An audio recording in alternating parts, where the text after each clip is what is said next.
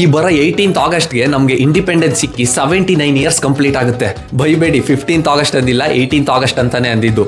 ಯಾಕಂದ್ರೆ ಅಪ್ರಾಕ್ಸಿಮೇಟ್ಲಿ ನಮ್ಮ ದೇಶದಲ್ಲಿರೋ 2500 ಮೆಂಬರ್ಸ್ಗೆ 18th August 1947 independence ಸಿಗೋದು.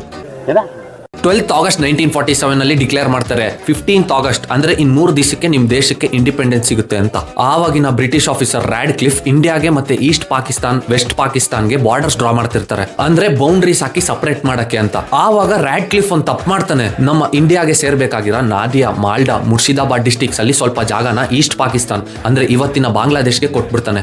ಆ ಜಾಗ ಕೊಟ್ಬಿಡ್ತಾನಲ್ಲ, ಅದ್ರಲ್ಲೇ ಇರೋದು ಶಿಬ್ನಿ ಬಶ್ ವಿಲೇಜ್. ಆ ಊರಲ್ಲಿರೋ ಮೆಜಾರಿಟಿ ಪಾಪ್ಯುಲೇಷನ್ ಹಿಂದೂಸ್. ಮ್ಯಾಟ್ರ್ ಗೊತ್ತಾಗಿದ ತಕ್ಷಣ ಪ್ರೊಟೆಸ್ಟ್ ಸ್ಟಾರ್ಟ್ ಮಾಡ್ತಾರೆ. ಊರಲ್ಲಿರೋರೆಲ್ಲ 5 ದಿವಸ ಪ್ರೊಟೆಸ್ಟ್ ಮಾಡಿದಾಗ 17th ಮೌಂಟ್ ಬ್ಯಾಟನ್ಗೆ ಈ ವಿಷಯ ಗೊತ್ತಾಗುತ್ತೆ. ತಕ್ಷಣ ಶಿಬ್ನಿ ಬಶ್ ವಿಲೇಜ್ ನ ಈಸ್ಟ್ ಪಾಕಿಸ್ತಾನ್ ಇಂದ ತಗೊಬಂದು ಇಂಡಿಯಾಗೆ ಶಿಫ್ಟ್ ಮಾಡ್ತಾರೆ. ಅವಾಗ ಊರವರೆಲ್ಲ ಸೇರ್ಕೊಂಡು 18th ಆಗಸ್ಟ್ 1947 ಅಲ್ಲಿ ಫಸ್ಟ್ ಟೈಮ್ ನಮ್ ಇಂಡಿಯಾ ಧ್ವಜಾನ ಹಾರಿಸ್ತಾರೆ. ಈ ವಿಷಯನ ಜನ ಮರ್ತೋಗಿದ್ರು. ಆದ್ರೆ 1991 ನಲ್ಲಿ ಅಂಜನ್ ಸುಕೂಲ್ ಅನ್ನೋರ್ಗೆ ಇದು ನೋಟಿಸ್ ಬರುತ್ತೆ. ಅದೇ ಇಯರ್ ಹೋಗಿ 18th ಆಗಸ್ಟ್ ಶಿಬ್ನಿ ಬಶ್ ವಿಲೇಜ್ ಅಲ್ಲಿ ಇಂಡಿಪೆಂಡೆನ್ಸ್ ಡೇ ಸೆಲೆಬ್ರೇಟ್ ಮಾಡ್ತಾರೆ. ಅವಾಗಿಂದ ಇವಾಗ ತನಕನೂ ಶಿಬ್ನಿ ಬಶ್ ವಿಲೇಜ್ ಅವರು ಇದೇ ಫಾಲೋ ಮಾಡ್ಕೊಂಡ್ ಬರ್ತಾ ಇದಾರೆ.